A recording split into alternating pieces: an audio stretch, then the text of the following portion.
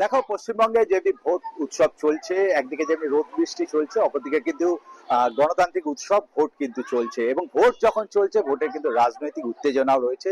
এই মুহূর্তে আমি যেটা দাঁড়িয়ে আছি, আমি তোমায় দেখানোর চেষ্টা করবো আপনাকে যে এইটা হলো কিন্তু মমতা বন্দ্যোপাধ্যায়ের বাড়ি, ঠিক ঢিলছোড়া দূরত্বে। আর ঠিক এর পাশেই এই জয় হিন্দ ভবন, এখানেই কিন্তু ভোট হচ্ছিল।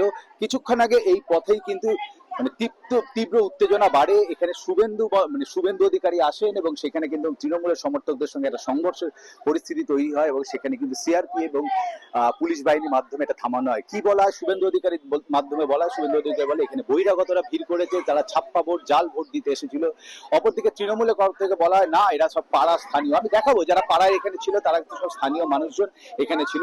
শুভেন্দু অধিকারী তাদেরকে দেখে জয় শ্রীরাম স্লোগান দেয় এবং এরাও তখন উল্টো দিক দিয়ে মমতা চোর, পিসি চোর, এরকম ভাবে স্লোগান দিয়ে একটা রাজনৈতিক মানে চাপা উত্তেজনা তৈরি এবং মুহূর্তের মধ্যে সংঘর্ষ বেড়ে যায়।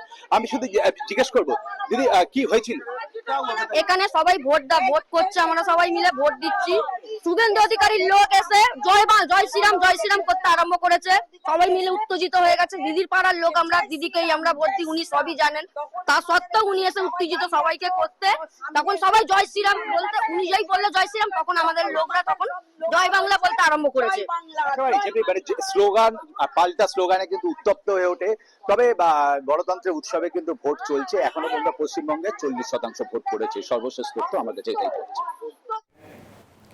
ভাস্কর, ধন্যবাদ আপনাকে। দর্শক, আমাদের সহকর্মী ভাস্কর সর্দার কলকাতা থেকে যুক্ত হয়েছিলেন এবং বিধানসভা নির্বাচনের দ্বিতীয় দফার ভোট গ্রহণের খবরাখবর জানাচ্ছিলেন।